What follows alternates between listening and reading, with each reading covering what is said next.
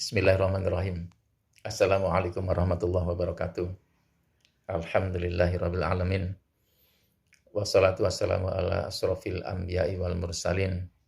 Sayyidina wa ala alihi washabihi ajmain amma ba'du. Puji syukur hanya milik Allah.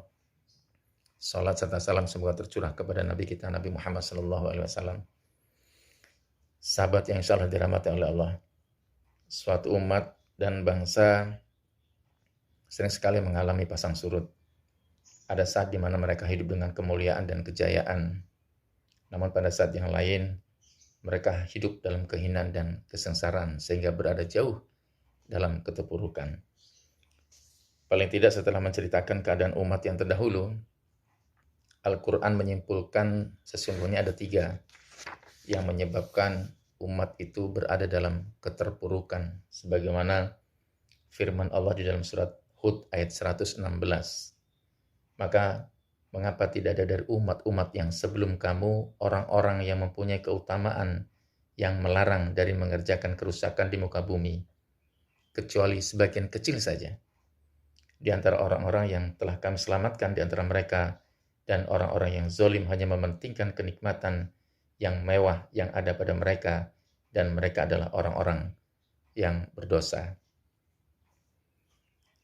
Di antaranya dari 3 penyebab keterpurukan sebuah umat, sebuah bangsa, atau semua umat adalah tidak mencegah kerusakan yang dilakukan oleh seseorang.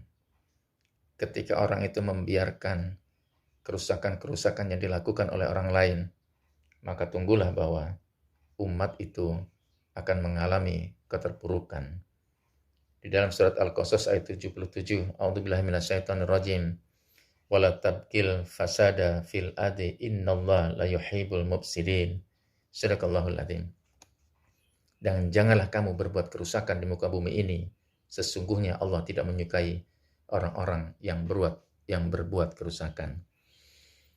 Oleh karena itu menjadi sangat penting bagi kita untuk mencegah manusia dari melakukan kejahatan dan kerusakan di muka bumi ini.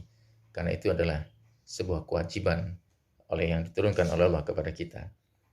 Sebagaimana dalam surat Al-A'raf ayat 165, maka tatkala mereka melupakan apa yang diperingatkan kepada mereka, kami selamatkan orang-orang yang melarang dari perbuatan jahat, dan kami timpakan kepada orang-orang yang zalim siksaan yang keras, disebabkan mereka selalu berbuat fasik.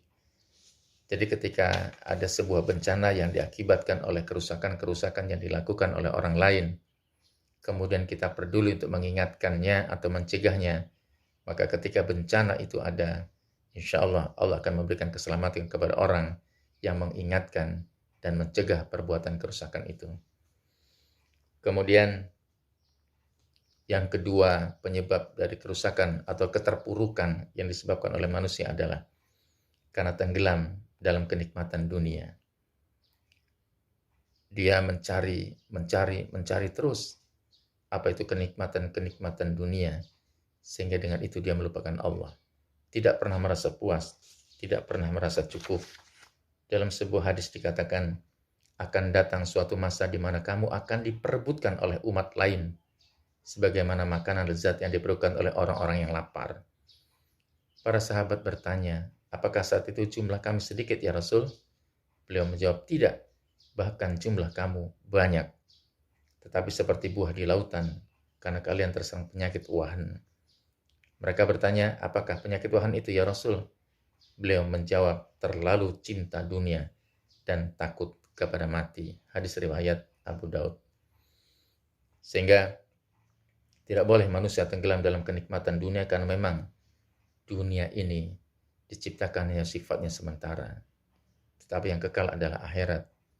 Justru ketika hidup kita di dunia, maka kita jadikan dunia ini jembatan kita untuk mencapai kebahagiaan di akhirat dengan tidak melupakan kekuasaan-kekuasaan Allah, dan tetap sesibuk apapun harus tunduk taat menjalankan ibadah, melaksanakan perintah Allah. Kemudian yang ketiga, mengapa bangsa itu terpuruk adalah karena masyarakatnya sering sekali berbuat dosa.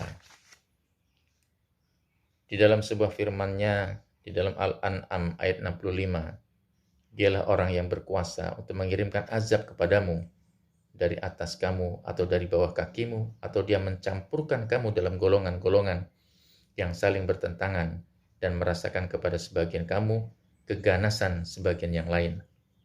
Perhatikanlah, betapa kami mendatangkan tanda-tanda kebesaran kami, silih berganti agar mereka memahami. Maha benar Allah dengan segala firman-Nya.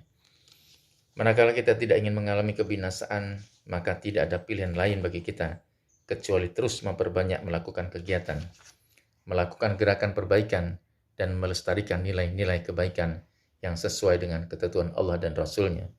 Semoga dengan ini kita akan menjadi orang-orang yang diselamatkan oleh Allah manakala ada bencana di sebuah tempat yang disebabkan oleh kerusakan-kerusakan yang dilakukan oleh orang-orang yang tidak bertanggung jawab. Kita selamat karena kita mencoba untuk menghentikan, untuk melarang, untuk mencegah orang tersebut melakukan kerusakan-kerusakan. Wallahu a'lam bishawab, astagfirullahaladzim. Semoga ini ada hikmahnya. Dan saya akhiri. Assalamualaikum warahmatullahi wabarakatuh.